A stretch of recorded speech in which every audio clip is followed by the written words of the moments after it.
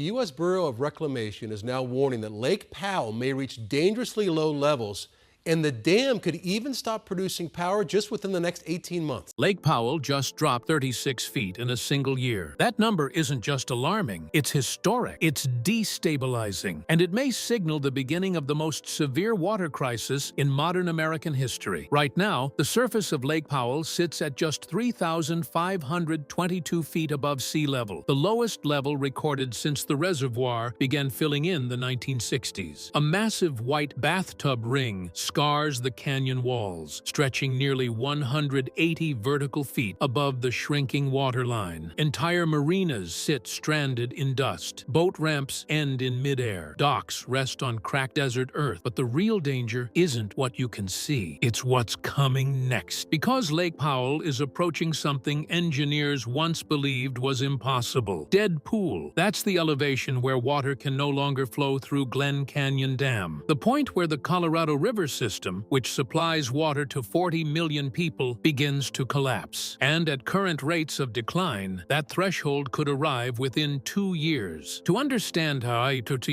serious this is, you have to understand what Lake Powell actually does. It's not just a scenic reservoir, it is the beating heart of the entire Colorado River Basin. Water stored here flows downstream to Lake Mead, and from there to cities like Las Vegas, Phoenix, Los Angeles, and San Diego. Las Vegas gets 90% of its water from this river system. Phoenix depends on it for roughly 40% of its municipal supply. Southern California draws half its imported water from the Colorado River. And agriculture in California's Imperial Valley, producing billions in crops annually, survives on it. Every drop depends on Lake Powell maintaining minimum operating levels, and those levels are failing. Here's the math that's terrifying water managers. In 2024, Lake Powell received approximately 3.9 million acre-feet of inflow from snowmelt and runoff. But it was required to release over 7.4 million acre-feet downstream to meet legal and operational obligation. That's a net loss of nearly 3.5 million acre-feet before evaporation. And evaporation in the desert Southwest is brutal. At current levels, nearly 200,000 surface acres of exposed water sit under relentless sun and dry winds. More than 1 million acre-feet vanish into the atmosphere every year. Add it together, and Lake Powell lost nearly 4.8 million acre-feet in a single year. That translates to a 36-foot drop, not a fluctuation, a collapse. Now here's where it becomes catastrophic. The turbines inside Glen Canyon Dam sit at an elevation of 3,490 feet. Below that level, known as minimum power pool, hydroelectric generation stops. 6 states lose more than 1,300 megawatts of renewable power. Electric grids strain. Natural gas plants fire up. Carbon emissions spike. Energy prices surge. But that's not the worst-case scenario. Dead pool sits even lower, at elevation 3,370 feet. At that point, water can no longer pass through the dam's outlet structures. Lake Powell becomes a stagnant basin, and the Colorado River downstream stops flowing. Without releases from Lake Powell, Lake Mead begins to plummet. The intake pipes supplying Las Vegas sit at fixed depths. Even with its expensive third straw intake tunnel, the city would face extreme emergency conditions. The Central Arizona Project, a 336-mile canal system that lifts water 3,000 feet uphill to Phoenix and Tucson, would lose the hydraulic pressure required to operate. 5 million Arizona residents could lose 40% of their water supply almost overnight. Southern California's Colorado River Aqueduct, a 242-mile engineering marvel, could run dry, all because one reservoir fell below a line drawn on a chart. So why is this happening so fast? The answer begins in the Rocky Mountains. The Colorado River is fed primarily by snowpack in Colorado, Wyoming, and Utah. For decades, winter snow acted as a natural reservoir, slowly melting in spring and summer, feeding the river. But that system is breaking. Snowpack levels in recent years have fallen well below below average, and what snow does fall melts earlier, often weeks ahead of schedule. When that happens, water runs off before reservoirs are ready to capture it. Even worse, parched soils absorb much of the meltwater before it reaches streams. Hydrologists call it infiltration deficit. After years of extreme drought, the ground behaves like a baked sponge. The first rainfall or snowmelt doesn't reach rivers. It vanishes into the soil. In severe drought conditions, less than 10% of precipitation may actually make it into the river system. That's a staggering loss. And temperatures are rising. The Colorado River Basin has warmed significantly over the past half-century. Warmer air increases evaporation. Warmer winters reduce snowpack. Warmer springs accelerate melt. It's a feedback loop, and it's intensifying. There's another problem. The Colorado River Compact of 1922 divided up water based on measurements taken during one of the wettest periods in centuries. Lawmakers assumed the river produced around 15 million acre-feet annually. Modern data shows it often produces closer to 10 million. In bad years, even less. The legal agreements promise more water than physically exists. It's not just a drought, it's structural overallocation. And now the system is running out of margin. The impacts are already visible. In Page, Arizona, a town built because of Glen Canyon Dam, tourism revenue has plunged as marinas close and boats sit stranded. Property values are falling. Businesses are shutting down. Native American communities that depended on water access agreements face renewed uncertainty. Downstream, Lake Mead's own waterline continues to shrink. The iconic white mineral ring around its shoreline has become a symbol of climate stress. Cities are responding. Las Vegas has outlawed ornamental grass in many areas. Water recycling programs are expanding. Farmers are fallowing fields. States are negotiating deeper cuts. But conservation alone cannot close a multi-million acre-foot deficit. The math doesn't work. Scientists are now asking a question few dared to voice 2 decades ago. What if Lake Powell never refills? Tree ring studies show past megadroughts in the region, but today's drought is amplified by human-driven warming. Climate models project continued temperature increases through mid-century. Even optimistic projections show reduced river flows. The infrastructure built in the 20th century assumed abundance. The 21st century is delivering scarcity and possibly permanence. Emergency planners are now discussing once unthinkable scenarios. Massive desalination projects along the Pacific coast, interstate water transfers, groundwater mining, even long-term relocation planning for areas unable to secure stable water supplies. All options carry staggering costs. All face political resistance. All may come too late if reservoir levels continue falling. Right now, Lake Powell stands at 3,522 feet. Every day, another inch disappears. Every week, another foot inches closer to the turbines. When the water drops below 3,490 feet, hydroelectric power stops. If it falls to 3,370, water stops flowing altogether. 40 million people depend on this system. Cities built in the desert depend on this system. Agriculture feeding the nation depends on this system. And that system was designed for a river that may no longer exist in its historic form. The American Southwest was engineered on confidence, on concrete, on dams and canals stretching hundreds of miles across desert landscapes. For nearly a century, it worked. But nature is rewriting the equation. The river that once made the desert bloom is shrinking. The reservoir that symbolized control is draining. And Lake Powell's 36-foot drop may not be an anomaly. It may be a warning